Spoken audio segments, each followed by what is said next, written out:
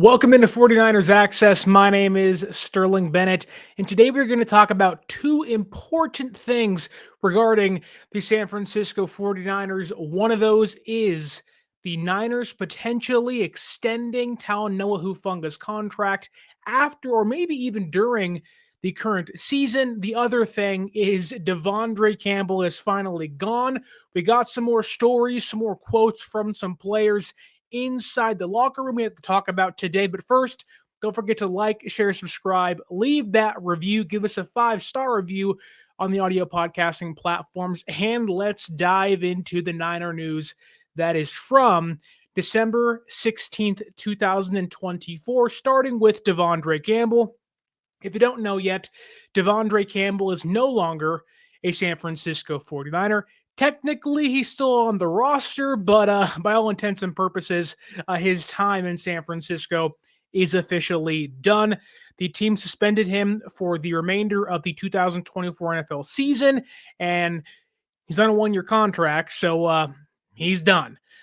We all know now that he quit on the team in the third quarter of the Thursday night loss against the Rams. Now, Campbell playing wouldn't have changed the game that much, and I can argue that him playing would have actively hurt San Francisco's chances to win that game. But nonetheless, Campbell walks out. We have learned since then, though, that general manager John Lynch confronted De'Vondre Campbell, came down from the press suite, his office, all the way down to the field, confronted Campbell on the sideline. And the reason why you saw Campbell walking to the locker room during the game, smiling and smirking in full jersey, is because general manager John Lynch sent him there, told him, pack it up, get out.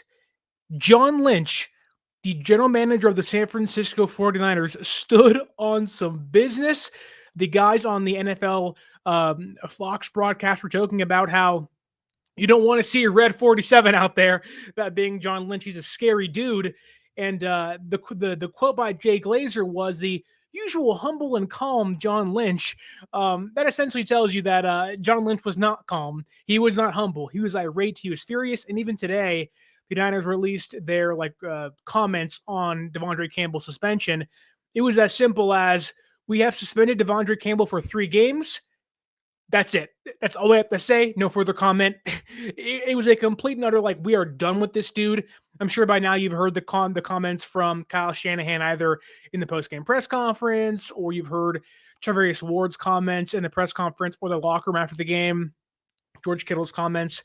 It has been a full, complete, and utter, you are the red scar. You're wearing the scarlet letter on this team. Get out, never want to see you again. That's been the message by the locker room and the team. And today, the Niners held a kind of bonus practice because they had the short week last week. So they practiced today, and post-practice, the media went into the locker room and they got some interesting quotes from Deommodore Lenoir and Nick Bosa. Deommodore Lenoir was asked, what do you think of De'Vondre Campbell? Where were you at? How do you feel? Because Lenoir didn't talk to the media after the loss against the Rams. He only posted on Twitter. So knowing Lenoir, who was in a kind of led a team meeting before the win against the Bears, they wanted to get his comments. And he said, and I quote, "I just lost all respect. I'm a person that's going 110% every play. If I am hurt and the guy behind me is not backing me up and can't come in or don't want to come in, I just feel like he's a cancer to the team." So according to Deommodore Lenoir, De'Vondre Campbell, to him, is a cancer to the team. If that is not a clear message to get this dude out of here, I do not know what is, or what could lead to you not thinking that. Nick Bosa also said that he can hear De'Vondre Campbell complaining pregame. So the Niners knew about this, or at least the team knew about this to a certain degree before the game started. Obviously, I'm sure their thoughts were, yeah, he's bummed he's not starting, but that's how the NFL goes. You were assigned to be a placeholder. You're not playing now. You can be bummed about it, but we're going to need you, right? If we want to make this run, you're going to play some part of that. Now, what part is that going to be? None now, but even then, I don't know. but some part. Greenlaw maybe on a snap count or a pitch count. Campbell comes in or so. You saw on Thursday night, Greenlaw couldn't finish the game. Campbell, get in there. Uh, Apparently, he was complaining during pregame in the locker room, aloud for his teammates to hear. Bosa did say he nearly stepped in to kind of put an end to it there, but didn't want to make it a bigger deal, thinking that hey, this will probably go away. It's a player airing his grievances. I'm sure it happens a lot amongst the team and amongst the players, but he didn't step in. He said, "I kind of saw the foreshadowing, and I definitely didn't think it was going to be the result that it became." Going to show that no one thought De'Vondre Campbell, despite maybe his anger or his frustrations, was going to do what he did. Like, this is the NFL. You are supposed to be a professional. When you don't start, yeah, you can be upset and sad, but don't boo-hoo, whine, and cry and complain in the locker room. Then be active on that game day. Don't had he told the head coach, Kyle Shanahan, had he told the team before the game, I'm not playing, that is the head coach's fault. But according to what's we're kind of piecing together here, he didn't tell people at all he wasn't playing. It was simply just third quarter. Hey, De'Vondre, get in. He was like, "Nah, I'm good, cousin." Like, cuz I am good. I'm not going to play. Lynch comes down, says, "Get out." That was the end of that for De'Vondre Campbell's time in San Francisco. They are trying to get back part of his signing bonus, and I'm not sure if they're going to be able to maybe kind of revoke his dead cap money next year, but by all means, De'Vondre Campbell is done in the city of San Francisco, and I would not be shocked if he doesn't play another down in the NFL. If you look at Ryan Clark's comments and Michael Strahan's comments, like, everybody in the league is like, we can't believe this dude did this, which for 31, 33-year-old De'Vondre Campbell, this feels like the end of his tenure, and maybe it should be, but for him, you don't want to be too angry or whatever. I get the team being that way, but myself, it's like, if you are done, just be done, man. Like, be happy, be healthy, go about your business, but don't go out this way like the way he did it. If this was the last we ever received De'Vondre Campbell, what a way to go out. Like, talk about one of the worst ways to go out, by quitting on your team in the third quarter. And honestly, we've seen players retire. Vontae Davis retired, RIP, for the Buffalo Bills right at halftime and didn't come back out.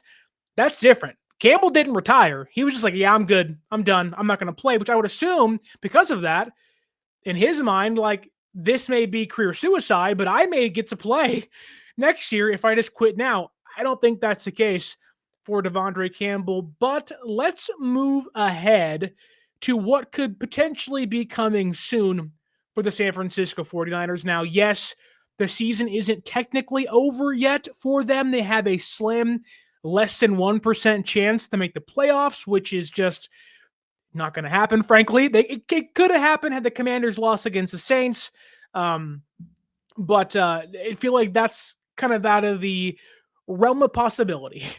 There's a chance, but logically speaking, they don't have a chance. But if you are a follower of Bleacher Report, each week throughout the season, they do these what does each team need to do next year, now, and in the draft to improve their standing in the following season.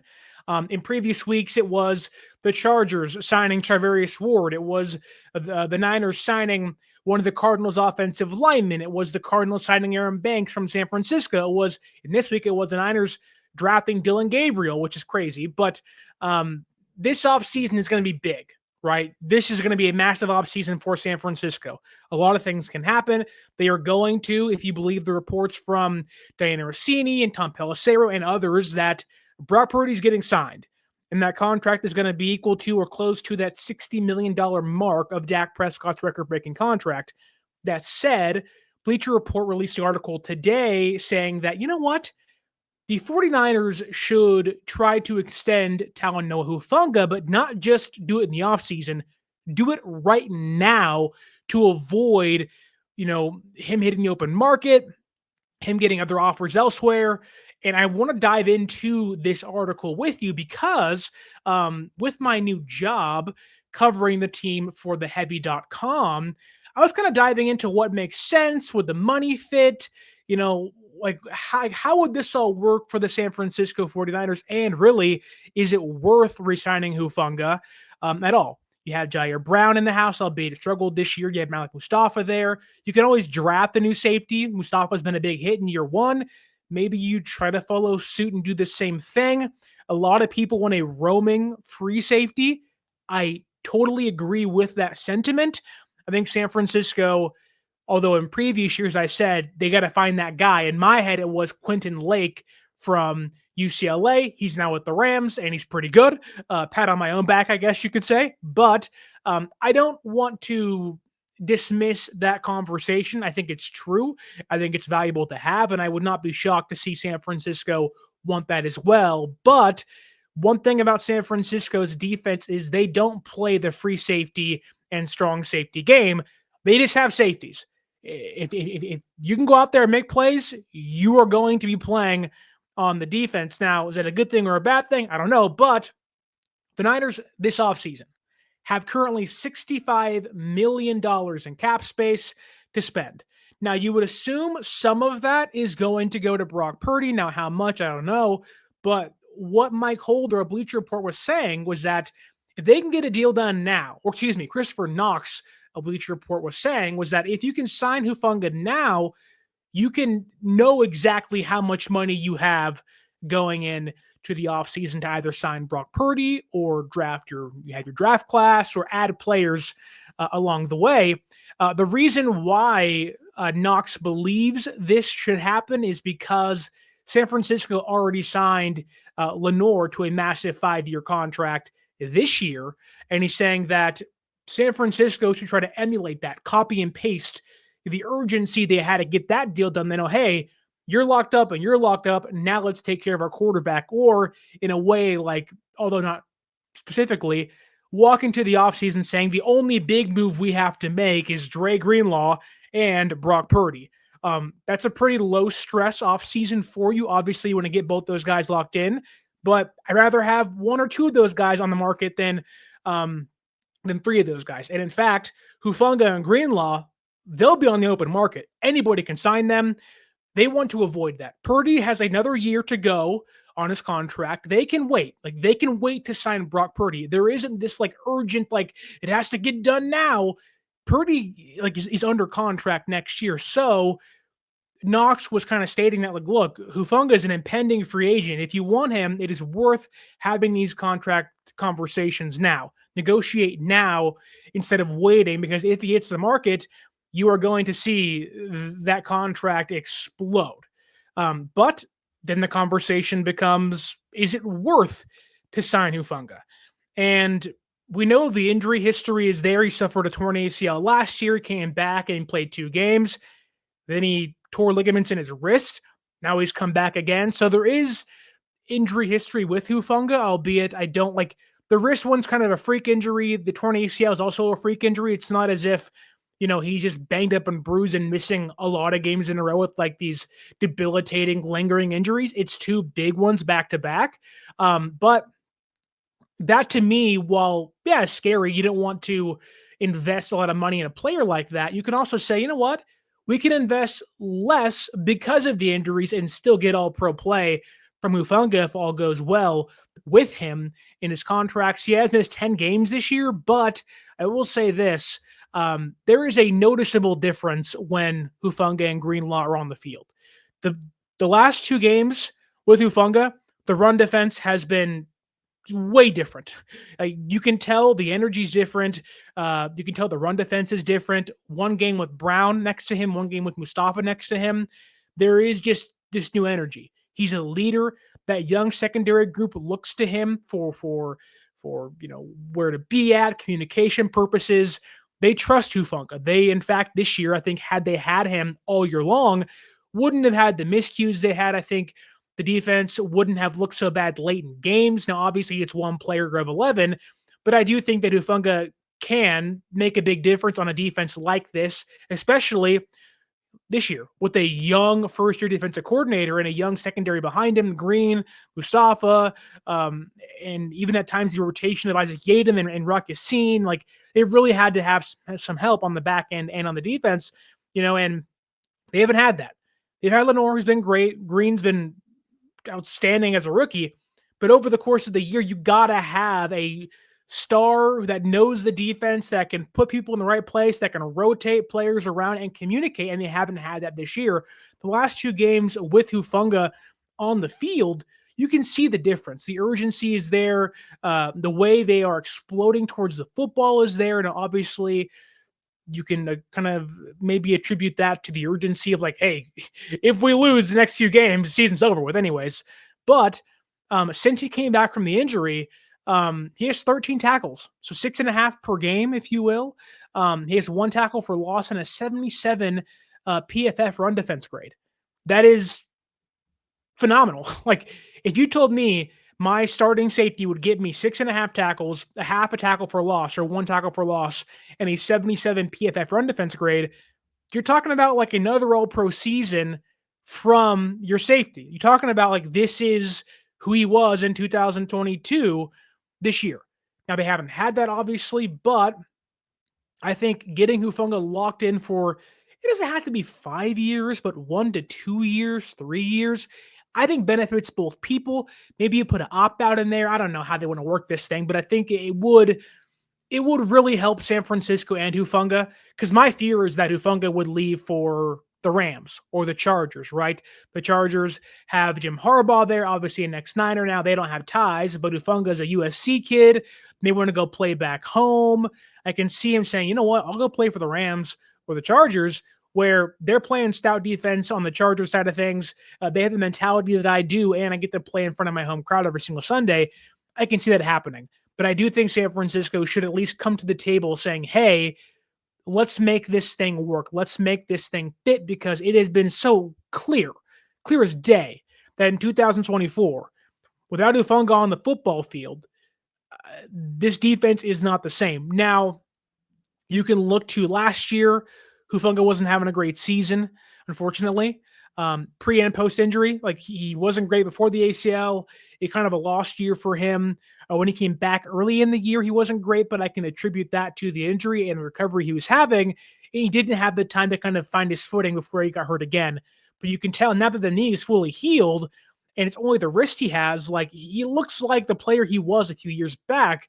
And you have this kind of clamoring for them to get a deal done.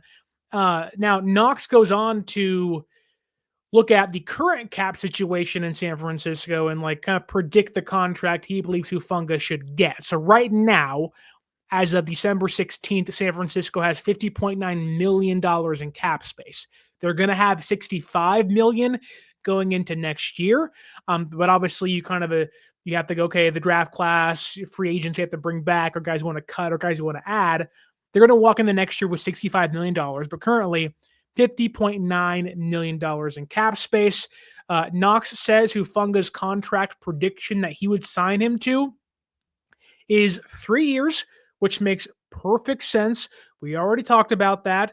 He's going to be in his mid to late 20s next year. It's not going to be this always in his 30s. He's a younger player entering his prime that can still give you a lot of good football ahead of it, but it's only 3 years, $45 million. That's nothing. That is nothing compared to what others are getting. It's only $15 million a year, and Knox said give him $19.5 million guaranteed. So that's a low guarantee, which is basically like nothing towards your cap hit. The injury history brings it down for you. You aren't tied to him financially forever. And you know San Francisco, they work these contracts to work for them. They structure them in a way that can give them outs, and they can, find ways to trade them or cut them or post-June, pre-June. Like you can do all these things, kind of like Deebo Samuel and Javon contracts currently. But I think a 3-year deal for $45 million with $19.5 million guaranteed for Talanoa Hufanga makes a ton of sense. Now, that sounds like a lot for a safety. That would be, as of today, the second highest contract for a safety in football, but the safety market next year might explode. You have Javon Holland of the Dolphins out there, Jesse Bates, Justin Simmons. Like there are so many other safeties that are going to hit the market again, where if you wait to sign Hufanga or try to sign him, he may see Javon Holland get 17 a year and say, well, I want that. Or say Holland gets 20 a year Like you saw Xavier McKinney get banked. Like his contract is so above the rest of safeties. You may see Holland ask for 55 mil, $70 million, which is crazy. But if you're Hufanga, and you're San Francisco, why wait? Don't wait. Don't wait to see that money and numerical value explode. Don't be like Brandon Ayuk, right? Where you wait and you sit back and you go, we can postpone this and push this thing off. And then all of a sudden, Jalen Waddle signs and Amon-Ra St. Brown signs and DJ Moore signs. And then Ayuk is like, well, now I want $30 million a year. And you're like, whoa, like, we don't want to do that. And then it becomes a stalemate. Now, the difference is Ayuk was under contract. Hufanga's not. If he's out there, he's out there. So if you don't want to lose him, I think talking about a deal now, like Knox says, is really important to do. And I'm hoping that the Lenoir signing can kind of be, or at least a sign that San Francisco views this year or this offseason as like, we want to get, be proactive, not reactive. Let's get these things done, because when you have to pay Brock Purdy, you start to hamstring your roster. You have to cut certain players. You have to restructure contracts. I mean, goodness sake, they told Kyle Juszczyk in the offseason, take a pay cut. He was like, oh, restructure? No, take a pay cut. Like, we want to pay you less. There is no difference. We just want you to pay less. He was like, well, that hurts my feelings a lot. I don't really want to do that. And they were like, well, too bad. He was like, oh, okay, cool, I guess. But now this year, they've already restructured JavonHargrave's contract, where he could be gone by the end of, or the beginning of the offseason. Deebo Samuel's contract, albeit isn't like a massive saving, if they cut Deebo Samuel with the post-June 1st designation, they can get $17 million the next 2-ish years. So like they can save some money and cut a player that hasn't been the same this year, is how I'll put that. But you got to look at how do we kind of rid ourselves of older players that have had the injuries pile up, that aren't playing up to par, that are making massive contracts, and how are we going to open doors to keep the window open or extend the window? Well, you got to sign Purdy. You already signed Lenoir. You got to bring back Dre Greenlaw, and you should want to bring back Talanoa Hufanga. He's a young player, played great for you when he's on the field, and even the injuries he's had have not been, these catastrophic, like week to week, will they, won't they? Like take Jair Alexander, for example, with the Packers. Like every single week it's a will he, won't they, or will he, won't he play? And I know he had the PCL injury this year, and that's kind of kept him back, but he was supposed to play against Seattle, and they were like, no, like you're not really up to speed just yet. It's a lingering problem. Hufangas haven't been that way. It's been, okay, you got hurt, now you're back. You got hurt, now you're back. And hopefully if he can stay healthy the next month or so of the season and walk into the offseason, get the surgery or fully heal the wrist, the ACL's fully back, like if they can re-sign him now, you may see a return to form for Talanoa Hufanga in 2025. And hopefully he's locked up, because I don't know about you, but I want to give this Niners defense, Nick Sorensen, a chance with Greenlaw on the field and Hufanga on the field, with Mustafa, with Fred Warner, with Lenoir and Bernardo Green and Nick Bosa and Malik Collins, and if it all goes to plan, Leonard Floyd, and hopefully a draft pick. Like, I want to see Hufanga and Greenlaw, mainly Hufanga in this case, in regards to this podcast, be a part of the future in San Francisco. You can tell they valued him that way. Had he not gotten hurt, he would have got a massive contract, I believe. And not to say they got lucky, but sometimes injuries happen and you're like, well, it wasn't the worst thing in the world for us monetarily. And I think San Francisco would benefit from getting a deal done as soon as they possibly can, because, again, as soon as that free agency period hits and he isn't signed, you're going to have teams like the Rams, the Commanders, the Vikings, the Cowboys, the Chargers. He's going to have suitors all over the place, and you want to avoid that mess. Really, San Francisco has to be proactive this offseason, and I'm hoping that they can do, like, you can, in a way, table Brock Purdy. Like, we've We haven't talked here about it, but on Twitter and X, we're all talking about it. Like, do they sign him? Do they make him play out that 4th year on his contract? There is a way where they don't sign Brock Purdy until training camp. And will that pay off for them? I have no idea. You don't want to have your quarterback not be there for training camp, but I don't think Brock is a guy to not show up in training camp, even during negotiations. I think he'll prove to be there like Fred Warner did, like George Kittle did. He doesn't feel like a Nick Bosa or a Brandon Ayuk. I feel like he'll be there. That said, you don't have to have those conversations until post-draft. Like, you can essentially make out your roster first, then get to Brock Purdy. And I think that might be the best way to go about things, because there is no rush or pressure to ink Brock Purdy to a new deal right now. I think there should be some pressure. I don't know how much that is, but there should be some pressure to lock up Hufanga and Greenlaw now.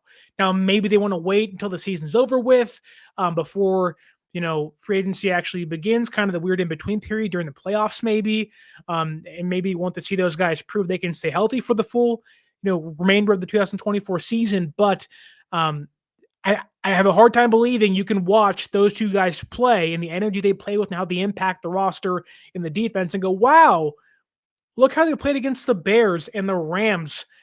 12 points against the Rams. They were dominant against the Bears. And a lot of that is due to the impact that Greenlaw and Hufanga have had. And I'm hoping San Francisco can kind of, I guess you can say, steer towards getting a deal done sooner with the Tongan Tiger, former 5th-round pick out of USC, before the offseason hits. But what do you think San Francisco should do with Talanoa Hufanga?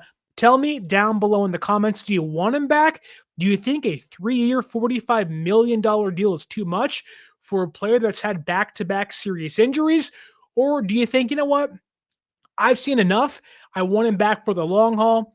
I want to have Hufanga on this defense ready to go. And sound off on De'Vondre Campbell down below. Are you like Deommodore Lenoir? Do you think he's a cancer to an NFL locker room? Do you think he'll ever play again in the NFL? Put your comments down below. Don't forget to like, share, and subscribe on the audio podcasting platforms. Give us that 5-star review. Tell us what you think about the show and what you think about Hufanga and De'Vondre Campbell. And if you could, follow us on social media at 49ers_access is the X or the Twitter. 49ers.access is the Instagram. If you want to see your Niners play this year, or let's say you want to see Willie Adames hit nukes out of Oracle Park this year, maybe you're a Warrior fan and you want to see Dennis Schroeder play next to Stephen Curry and Draymond Green, go to SeatGeek.com and you can save yourself $20 off your first purchase by using promo code 49ers Access, 49 ERS ACCESS at SeatGeek.com. And if you want to, you could also go to SportsSpyder.com. It is your one-stop shop for all of your favorite teams, news, articles, podcasts, YouTube videos, everything you could want from your favorite teams, up to date. Late again, news, articles, podcasts, everything you need to know, want to know in one place for you. That's at SportsSpyder.com. Okay, once again, down below in the comments, tell me what you think of Hufanga. Would you re-sign him? Would you let him go? I've also linked the article down below, and you can check out all my work on theheavy.com in regards to the San Francisco 49ers. Don't forget to leave a like on the way out. Hope you have a great rest of your week. Stay tuned. We are going to preview the Niners and Dolphins coming up this Sunday, hopefully on Thursday night, maybe on Friday morning, but stay tuned for that. That's why you got to follow us on social media. I'll give you an update on there. But enjoy the rest of your week. And as always, my name is Sterling Bennett, and stay faithful.